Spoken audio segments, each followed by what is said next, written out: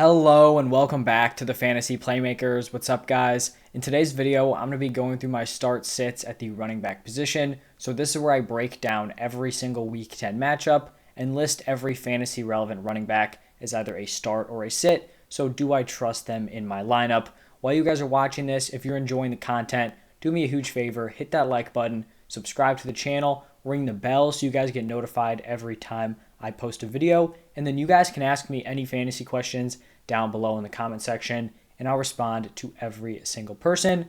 But let's get into the Thursday night matchup where we have the Ravens traveling to Miami to take on the Dolphins. And on the graphic, I have all three Ravens running backs listed as sits: Devonta Freeman, Latavius Murray, and Le'Veon Bell. But I do want to say that Latavius Murray has missed the last few weeks, so if Latavius Murray is out again on Thursday, it's a quick turnaround here, then I would feel comfortable starting Devonta Freeman. It's just when all three of them are together, there's just too much of a split. But when Latavius Murray is out, Devonta Freeman does see the RB1 carries, so that's kind of how that would shake out with injuries. On the other side, with the Dolphins, with Malcolm Brown on IR, Myles Gaskin is even a more confident start. He was basically pretty terrible in terms of production in week 9, in terms of like efficiency on yardage per carries. But the good thing was he was getting a lot of touches, so that is good to see for the future. Then on Sunday, we have a divisional game between the Bills and the Jets. The Bills went out and just put on a terrible performance in week 9 against the Jaguars. These running backs did not play well, and I'm actually going to list both of them as sits. It's just so tough trying to navigate between Zach Moss or Devin Singletary, and I'm just not going to be doing it anymore, unless one guy can kind of clearly establish himself. We don't even know who's the pass catching back. One week it's Moss, the next week it's Singletary, and they just rely so heavily on the pass game. I'm just not trying to buy into this committee. Even against the Jets, if they go up early, they still just may throw the ball 40 plus times a game. On the other side with the Jets, I'm going to roll with Michael Carter as a start. He continues to get more and more touches and has been fairly effective when he does get the ball. And then his backup, Ty Johnson, is going to be a sit. He's seen some receiving work and gets action every single game, but just not enough for me to rely on him. Then we have the Buccaneers taking on the Washington football team. And for the Bucs, I'm going to be starting Leonard Fournette. He had a down game against the Saints, but the Saints have a great run defense, and I do think the Bucs are going to be up early this game. They're going to run the ball at the end, and that is going to benefit Leonard Fournette.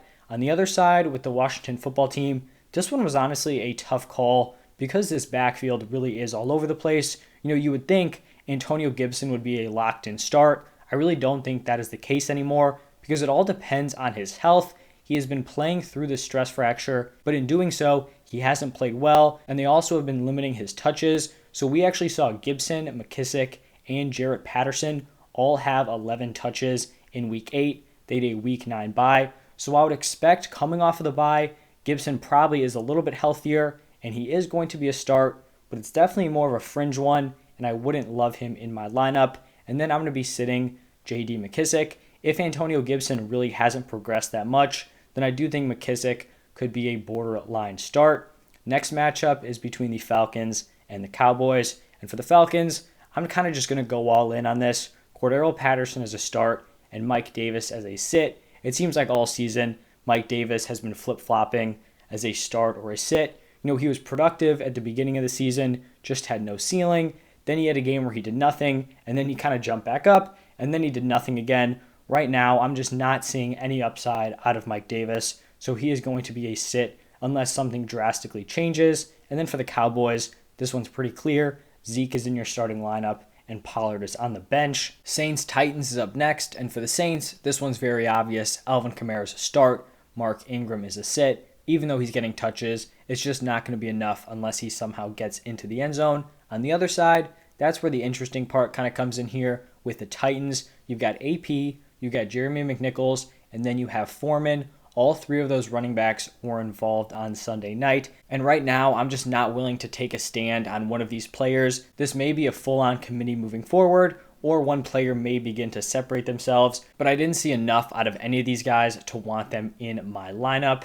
Let's move on to the Jaguars taking on the Colts. And for the Jaguars, if James Robinson is healthy and ready to go, he is a start. If he's not healthy and he is out, then I'd be starting Carlos Hyde. For the Colts, I'm starting Jonathan Taylor.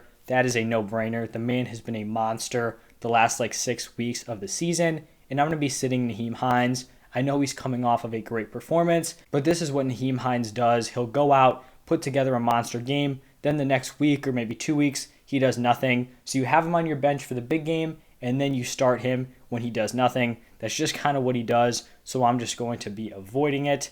Next game is between the Lions and the Steelers, and I feel like this matchup is pretty set in stone. DeAndre Swift is in your starting lineup. Jamal Williams is on the bench. And then on the other side, Najee Harris is 100% a start.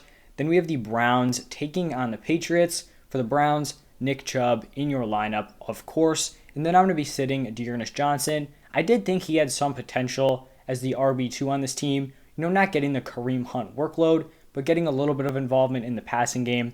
Really just hasn't happened. They've given almost every touch to Nick Chubb. I did have to desperately start Dearness Johnson in a 20-team league. Definitely did not pay off, but that's what happens when you have Kareem Hunt and CEH injured. So he is going to be a sit. For the Patriots, this is turning into a very, very crowded backfield.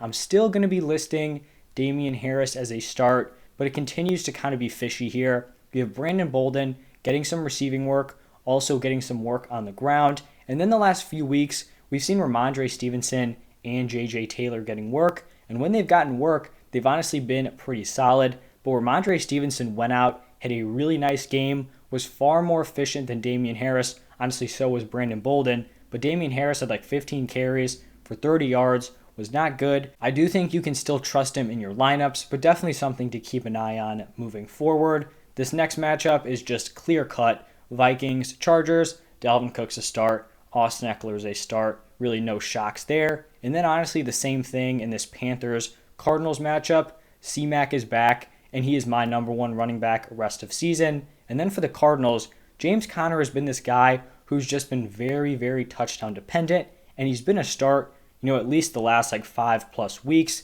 but he doesn't have that receiving upside.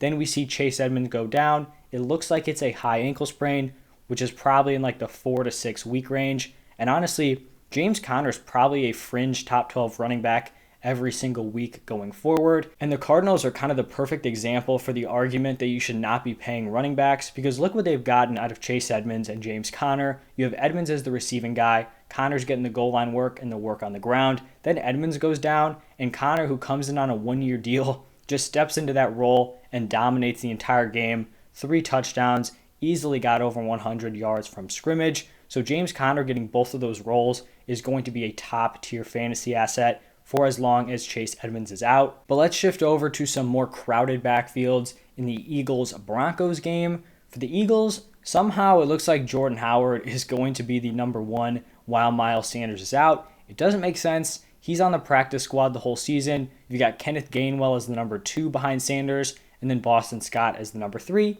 Miles Sanders goes down, so what should happen? Oh, it's Jordan Howard, the practice squad guy, getting the majority of the touches. That's how it's gone down. So Howard's going to be a start, and then both Scott and Gainwell are going to be sits.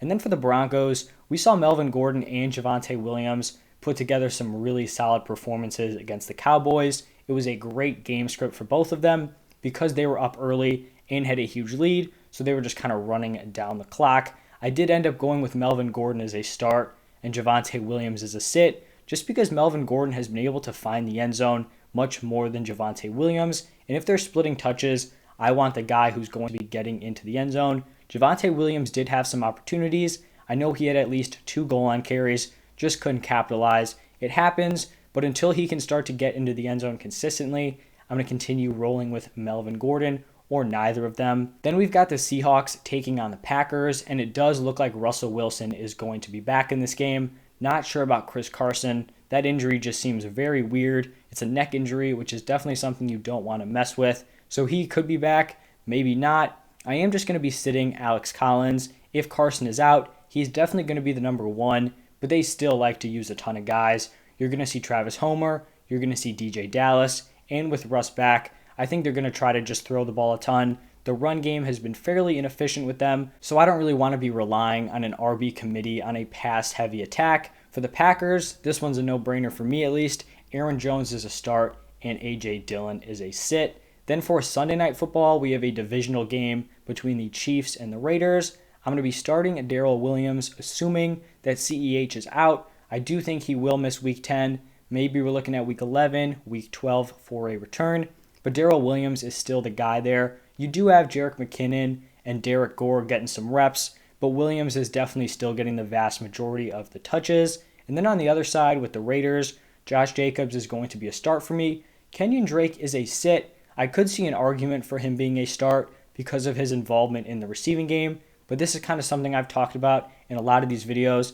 I don't love starting these receiving backs because one week they go out, they're super involved, then the next week they're just not even in the game plan and they just totally put up nothing in your lineup. If this is something he can do a few weeks in a row, then I will definitely consider moving him to a start because it is possible you'd lose Henry Ruggs. They are bringing in Deshaun Jackson, but it does just open up some targets potentially for Kenyon Drake. So let's see what he does here in week 10. But let's move on to the final game of the week. Rams taking on the 49ers on Monday Night Football. And for the Rams, Darrell Henderson is a locked-in start. Sony Michel is seeing a little bit more work week by week, but still not even close to enough to consider starting him. And then for the 49ers, Elijah Mitchell has been the workhorse there. We even saw in a game where they were down on the game script against the Cardinals, they even used him as the receiving back, which is something they hadn't been doing in previous games. So that is great news for Elijah Mitchell owners, and I think you can feel confident starting him here against the Rams. But that is going to wrap it up for my Week 10 start sits. If you guys enjoyed the content, please hit that like button, subscribe to the channel, go check out my wide receiver start sits, which will be posted a few hours after this video. Thank you guys again for stopping by, and I'll see you next time.